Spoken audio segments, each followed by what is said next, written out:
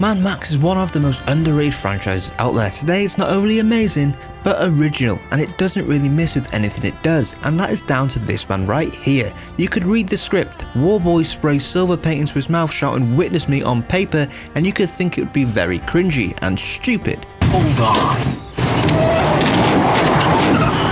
Cue the clip. You watch this clip thinking, what the hell is going on? These crazy guys are nuts, he just killed himself. What? Why don't you read the script that I wrote? Similar to the fan base and weird cult following of the Mad Max universe, no, I'm not going to jump off the building with the explosives saying "witness me," but Mad Max in this new era has never made mind-blowing numbers. Life is good, but it can be better. What the hell happened here? For the people who watch it, it seeps into your mind like chrome paint. Oh my god, dude! Oh, that's disgusting! It's not bad. You can't drink paint. I know, I hear you. And stays there, as you know that stuff isn't coming off. Even getting the respect of Cult of Kojima, that pays massive respect to the legend of George Miller and the latest film of Mad Max Furiosa. And like Furiosa, this video is slightly late, but not 9 years too late. We will have some slight spoilers for the game and Fury Road. We're staying away from Furiosa because you didn't watch it, did you? It's weird, it feels like every Mad Max thing is kind of underrated, but damn is it still amazing. Fury Road amazing, Furiosa amazing, and also the Mad Max game, kind of also amazing. Nothing anything else does is close to anything like this, making it time to make the Mad Max game sequel. So let's make a game. And gentlemen, start your Welcome back to Memory Game. On today's one, we're going to be looking at what a Mad Max 2 game would look like and how it could possibly be better than the Arkhamverse. And to do this, we need to look at a mechanic that is barely ever used for reasons. Oh, what a day! What a lovely day! You know me, I'm a story guy. Usually I love to start these videos off by going in depth into the possible story. But with this one, it's kind of scaring me, as the Mad Max universe is all peak. We have Immortal Joe, the War Boys, and Bullet Town, and it's kind of worrying what will happen in the story and how will we keep that level of the story. So we are going to be starting off with the Nemesis System. Okay, does anyone else remember the little perfect thing called the Nemesis System? A little system that was used when Lord of the Rings games were good. I have a little video in the works, don't worry.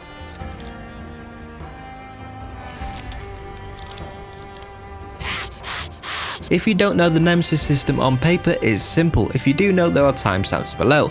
Anyway, the system that basically means if an enemy kills you, they level up and go up the ranks of their gang, and in some ways become their own leader, or in some cases become an immortal god called Gore who just doesn't die. Stand aside, worthy adversary. 'Tis but a scratch. A scratch? It was a way to give all enemies personalities, make a world feel alive, and really actually make a game feel replayable for what felt like forever. Like the Eye of Saruman. Oh, sorry, I forgot I was making a Mad Max video for a minute. I went full Hobbit on your ass. Let's start again. But like Immortal Joe, keeping all the water for himself, Warner Brothers patented this system, try saying that 3 times drunk, so it can never be used outside of their games. But some of you may know they own a lot of games, from Harry Potter to, you guessed it, Mad Max. So technically the Nemesis System could be implemented into a Mad Max 2 game. And there's also a rumour or two of it popping up when Warner Bros. Announced any game. But ever since like Water in the Wasteland, it feels like good games have disappeared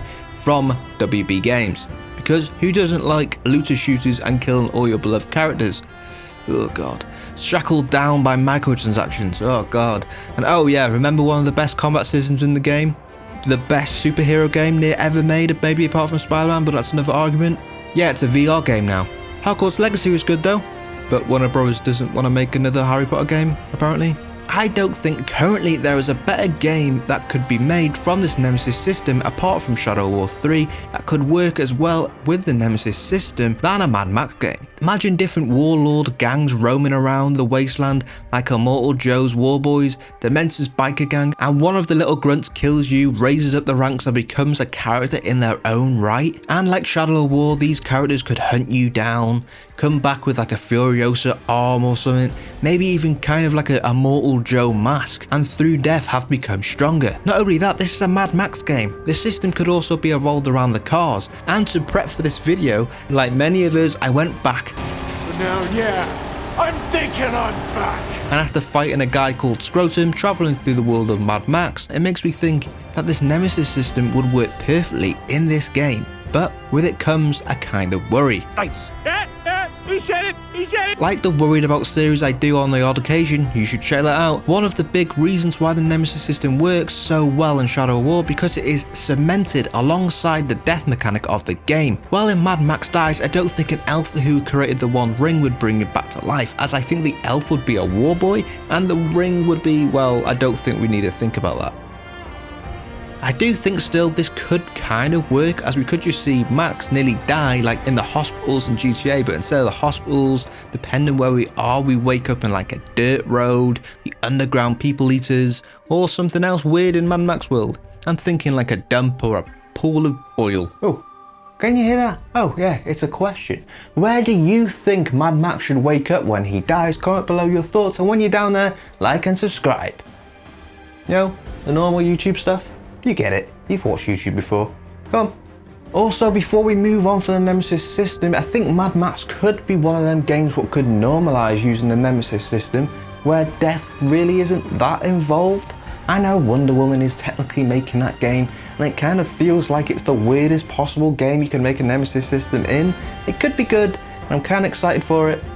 But when you look at Mad Max and the possibilities there, and you look at Wonder Woman, what I don't think there is much possibility with Wonder Woman's characters around that could do much for a Nemesis system. We could have a load of cats and maybe gods. Maybe gods. Gods could be good in Wonder Woman if they do the Nemesis system with that, but apart from that, I can't think why they pick Wonder Woman for a Nemesis system, to be honest. A game, Wonder Woman game, yes. Nemesis system, no. And if we look at the other games they have made recently, they always seem to pick the wrong choice. If we look at the future of the Arkhamverse, well, we have a looter shooter and a VR game. And if we look at the future of any DC game, there's not much hope, is there? Oh, what a day! What a lovely day! With the Nemesis system out the way, what would be the massive selling point of this game, it does feel like after playing the original Mad Max game, it will need some quality of life improvements for the sequel. Starting with, where the hell is the war rigs in the Mad Max game? You can find a broken one in a side quest, but there's no working one in sight unless I missed something, and maybe now the war rig is maybe one of the most iconic things in Mad Max universe. Not being in the game kind of feels weird. After both films, I kind of want multiple missions around one of these war rigs, where one you defend it and where you can destroy it. The war rigs could even work as castles in Shadow of War, or like the multiplayer on Metal Gear Solid 5.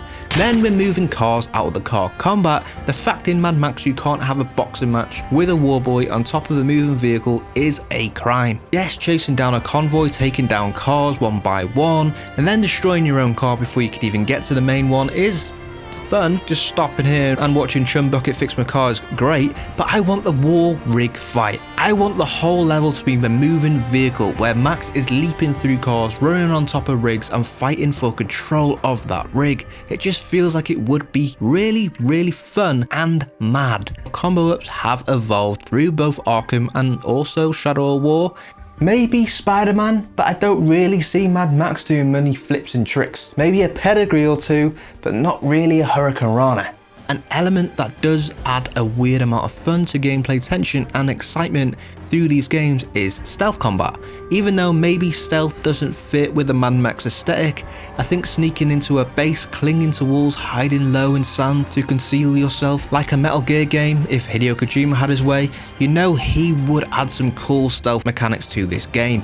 And with that, I do think we need some more gadgets and gizmos like traps and other elements. If you are playing Mad Max in the year of 2024, that gameplay is good for a game that released near 10 years ago, but still it does feel slightly outdated. It's crunchy as anything. It feels great to smash through waves of enemies, but it's still like it's missing some extra detail, like some extra marshmallows for that crunch. The marshmallows will mostly be taken from the Batman series, as throughout the trilogy and the prequel, that gameplay evolved over time like Mad Max could. One of the elements that was actually in the original Batman will be a simple stun attack, but we need some quality improvement. I want weapons. I don't want to pick something off the floor. I want to prepare for that battle with a certain weapon as I go into battle. On the other side of the coin, I need to take that sniper stuff out of this game, as it kind of just felt weird in the back of the car. Going back to the combat though, I think maybe the addition of combos could be a good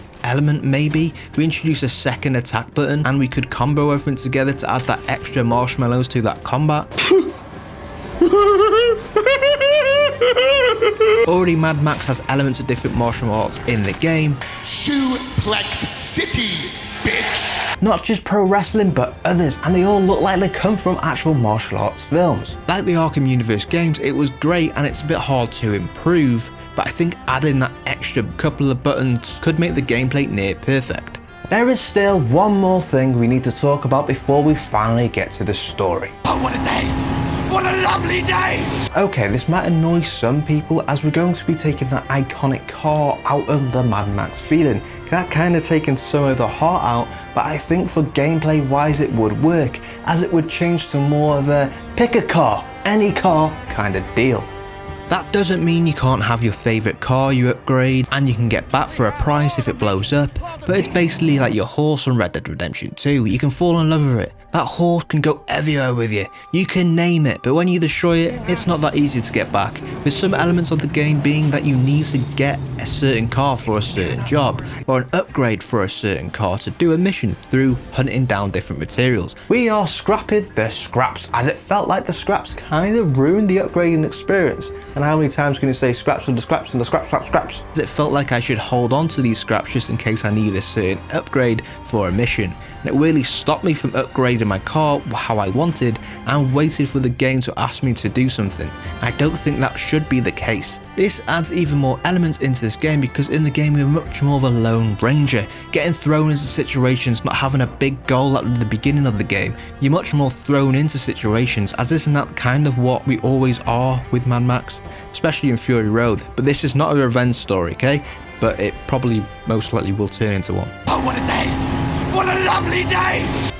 It feels like the franchise of Mad Max have kind of shot themselves in the foot, as it felt like Fury Road kind of hit that peak. We had Immortal Joe, we had the War Boys, the War Rigs, Gastown, so many different things. So like a lizard in a desert, we're gonna rip that head off and go into the unknown wasteland. Shadow War kind of did this, as it went into a new area where we didn't really explore, but it still kind of kept to that lore. But in Mad Max we could do this a lot more, as stuff isn't really that connected. We are going to have the War Boys, but how are we going to do this? Well, I think the game should be set after Fury Road, so we don't get to see Joe in all his splendour. So what do we do? Where do we go? And how are the War Boys still in the game even though Immortal Joe is dead? And with it comes that kind of feeling of Immortal Joe still there, but obviously isn't.